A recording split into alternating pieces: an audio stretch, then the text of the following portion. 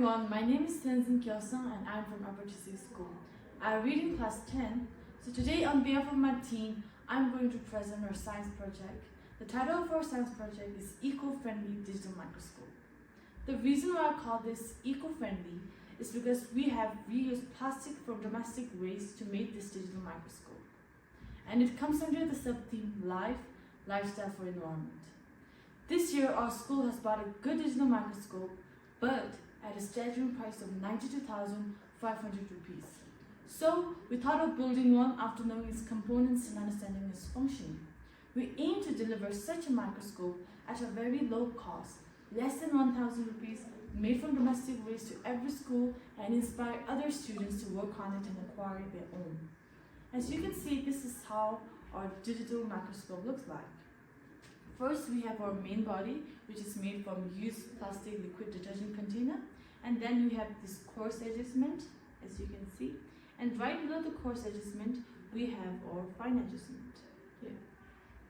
And the optical device in this digital microscope is this camera. And if you want to make it cheaper or reduce the cost of it, then you can use an old camera from an old used phone. And then we have an eyepiece. It is of 10x magnification, and then we have the objective lens.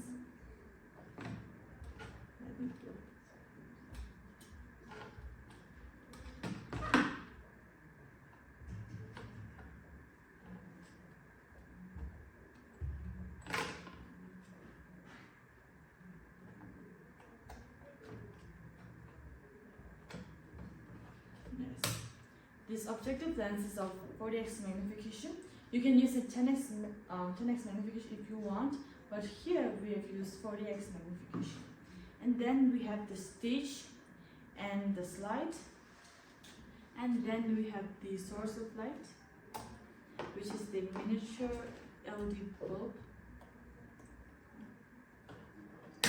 Here, miniature LED bulb. And this scientific principle involved in this digital microscope is the use of optics and digital camera to output the captured images on a computer screen or on a projector. This digital microscope captures images and views of the images, which is useful for image analysis and sharing. A microscope works on the principle of refraction of light using convex lens, which focuses light.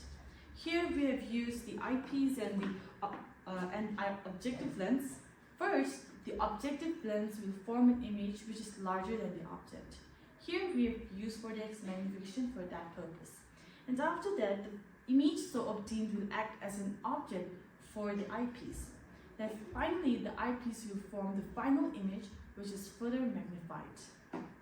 Our project enhances creativity and engineering skills among students, also promoting STEM education. It will provide an efficient tool to inspect and analyze particular things for research. Not only that, students can also conduct their academic experiment independently. Last but not the least, I would like to share some images that we were able to capture from this digital microscope. First is the image of a plant cell. Second is the image of a stomata. And third is the image of a xylem tissue. Thank you.